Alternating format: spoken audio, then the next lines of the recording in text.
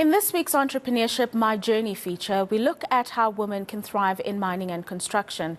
We're joined by Maggie Moila, and she's the founder of Fundza Training Institute, where they provide accredited training tailored to specific needs of the student. She joins us now in studio. Thank you for making it and joining us all the way from Limpopo, yes. A drive in this horrible weather. Thank you very much for making the time. Yeah. Let's start a little bit around Funza and really what it is. I know there are two components, the financial component and the Training Institute as well. Yeah. Tell us a little bit about the business and why you felt the need to start it. Okay, well, thank you so much for having me here. We started, well, I was working until 2015 and then I left my job. I got into training. My passion was financial literacy. So that's when I started my business, my company, and then I started approaching the mines when it comes to training our communities and businesses on financial literacy, startup, and so forth. They got interested, and that's where the whole opportunity began. So I started with financial literacy and where we trained communities how to manage your finances. And there I saw a gap, which now I'm currently doing, which is lifting machines, earth moving, fall arrest techniques, and so forth. And yeah, it's been a wonderful journey, and that's what we're currently doing.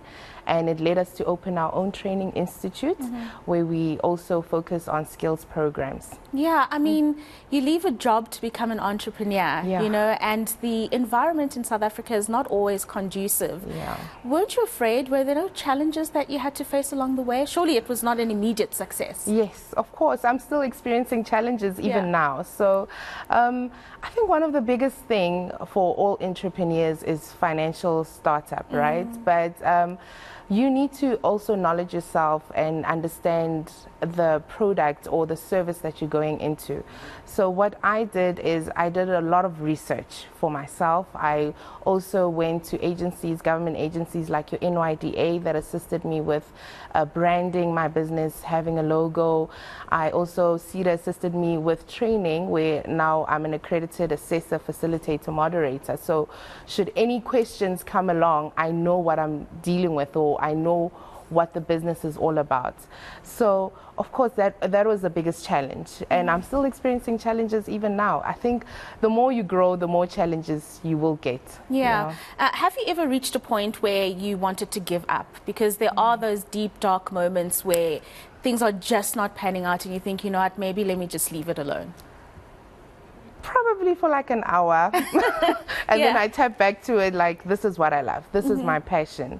And being where I am now, being able to feed other families, it's a joy. And being able to train and seeing people getting certificates, it's amazing. So yes, there are times where I'm like, I can't do this anymore, but I always remember why I started, why I left my job.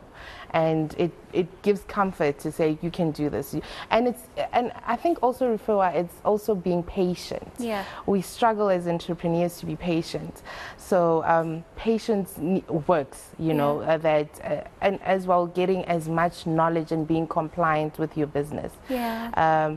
And seeing it strive each day. It's difficult, but it's worth it. Yeah. Trusting the process. Trusting the process, yes. Yeah. We wanted to focus you and I on the inclusion of women within the space. Yeah. What trends have you found, and how exactly is it that you're trying to create the appetite for the space to open up for women? Yeah, you know the nice thing, I was having this conversation earlier this week that it's such a nice feeling going into a mine and seeing women. Back then, it was 1 out of 10 women that you'll find operating a crane machine or starting a business and venturing into the mining industry. So us women have taken the opportunity to, I mean, it's our time now. And I'm seeing a lot of women tapping into this industry of getting into engineering, getting into training, and so forth. So it's amazing what we are seeing and what we are producing as well. Even in where I'm based, I mean, it's a local rural area, so a lot of women are starting their own businesses, and it's good to see. And I believe that when you start your own business, be passionate about it, know what you're getting yourself into, and get as much knowledge as you can, be compliant, stand out. Because going into mining as well, it's still a bit male dominated. So don't see yourself because I'm a black young woman, I have more of an opportunity, but be on the same level with everyone else. Yeah. And do you find that the mining industry, you've correctly indicated that it is largely male dominated. Yeah. Is it opening up for women and skills that are held by women? Because a woman might want to go and study engineering and get knowledge or training in mining, but whether the industry opens up for them to get into it is another different ball game. Are they opening up to the skills that women have to offer? They are. Well, on my side, and what I'm seeing is that most opportunities are given to women. You just need to be ready. You need to be able to, like I'm saying, being compliant, so that when they do pick you, it's not because you're just a female representative, but you're also knowledgeable about the services you're giving or the products you're going to give. So I believe so. I think even now when you fill in a lot of tenders, they will tell you black woman, or not necessarily black woman, but woman empowerment. So it is. And you find that most companies that want to go into a JV, they prefer woman partnership, you know, because it's, like I'm mentioning, it's our time, and let's grab it while we still can. Tell us a little bit about employment opportunities that you have been able to create, because small businesses are the one thing that will recover this economy. The livelihoods that you've been able to impact. Tell us about that.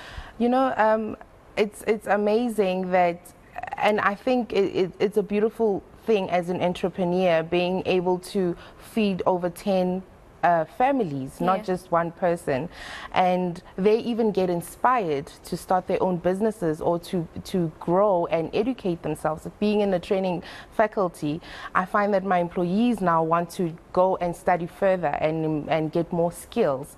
So growing our economy as entrepreneurs, it's amazing. It's a beautiful thing that we are doing here. Yeah. Did you find it challenging finding the right kind of employees that share the vision of Funza, or were there some growing problems, some growing pains that you might have experienced in finding that perfect team to lead the company forward? It's a bit of a struggle, because with my training, with what I'm doing, it's skilled work. You know, you need to get the right accredited assessors, the right accredited moderators. You cannot just pick anyone, and these people need to be experienced, because you're passing on knowledge. So you need to know what you're talking about. So it's been a bit of a challenge, but I found a good team and people who have the same vision as me. It's very important, and I don't see it as just Maggie owns Funza. It's ours. I include them with everything. So they make Funza, right? If they're not happy, then Funza is going downhill. So I make sure that I keep them happy, because they will work 10 times harder. Yeah. And then finally, what is the vision for Funza in the coming years? Maybe 2-year vision that you've maybe developed. And then a piece of advice for someone watching who wants to venture into business or is in a business already, but they're struggling to get by. Okay. Where I see Funza, we are planning to branch out. Like I mentioned, that we're still based in Mokopane, which is a small town in Limpopo. So we're looking at branching out nationally, because we've been getting a lot of demand as well for skills development or skills programs that can assist people. So, and the advice that I'd like to give, more especially from a woman who comes from a rural area, is that it is possible. Do not limit yourself. Just be knowledgeable. Know what you're giving out. Do as much research. Don't do everything that anyone wants to do. Find something that you're passionate about. Learn more about it. Be patient about it. Do as much proposal. If you need assistance, get mentors. I have a lot of mentors in my team that assist me. I always make sure that I read about new developments in the training faculty. So do as much research as you can, and it is possible. We've got, when it comes to finances, we do have agencies that can assist you, like your NYDA, your CEDA, your CIFA. don't give up. Be a bit patient. It might take longer than 3-6 months, but if you're really happy about and you're really passionate about your business, you'll hold on. It took me 7 years to sit down here with you, and it's such an achievement for myself, and also opening a training center and being able to upskill other people in my area. It's an achievement, so it is possible. It's very much possible. Thank you so much.